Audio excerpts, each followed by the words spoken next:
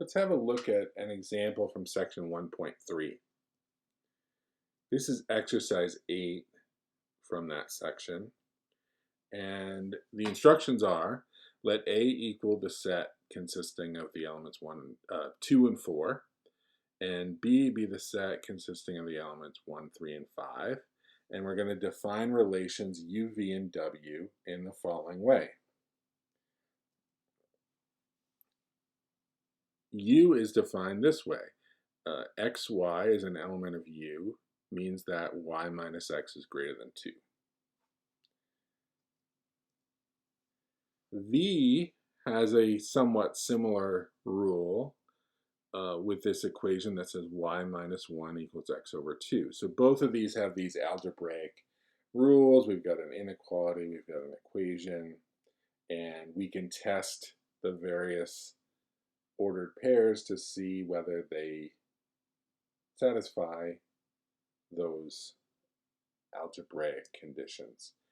W is defined simply as a set of 3 ordered pairs. And as I mentioned in the previous video, there's nothing wrong with defining a relation that way. A relation is a subset of a certain Cartesian product. And so as long as we have a subset of that, that's enough of a rule just to say, here are the ordered pairs. And of course, that makes it much easier to work with in terms of sketching an arrow diagram, for example, because we have the ordered pairs right there in front of us. The other ones we have to test, every possibility and see which ones work and which ones don't. Okay, so what might be helpful for you to do is pause the video and make a list for yourself of which elements are in U, which elements are in V. We already know what's in W.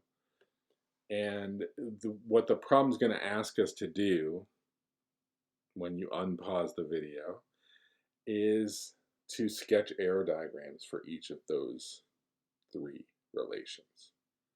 Okay, so if you want to pause the video and give that a shot on your own, now's the time.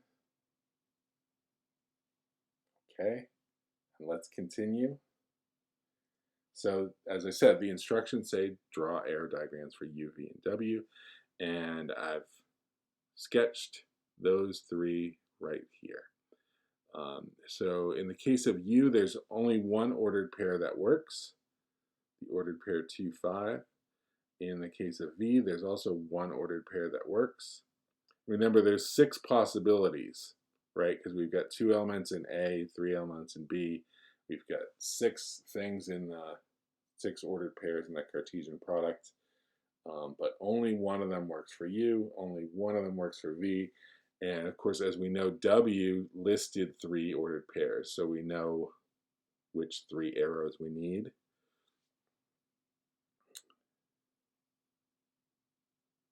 There is a second part to this, which is to indicate which of these relations are functions. Now, I haven't actually written anything to indicate that here, but let's talk about that. You might want to pause the video again and think about whether any of those are functions. Okay, so if you want to pause the video, go ahead and do that now. Okay, now let's talk about it. Which of those are functions? Well, I mentioned in the previous video that arrow diagrams can be really helpful in determining whether you have a function or not, because you can visualize it. You've got that, all that information right there in a nice diagram. And if we look at U, we see that there's no ordered pair that begins with the element 4 from A.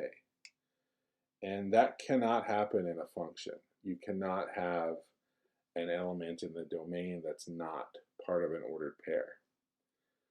So U is not a function.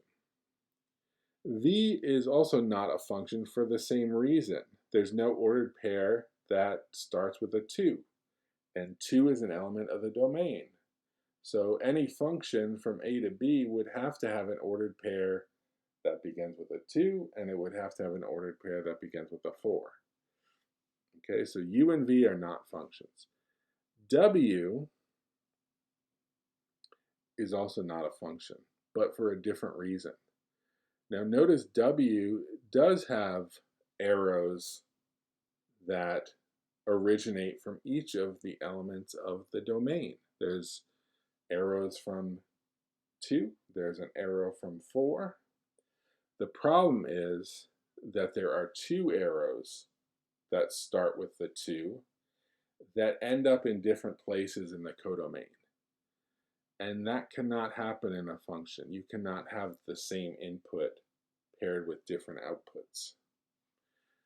Just cannot happen with a function. So none of those relations are functions, but for a different reason for u and v than the reason for w. That's it for that particular example. I hope you found that helpful.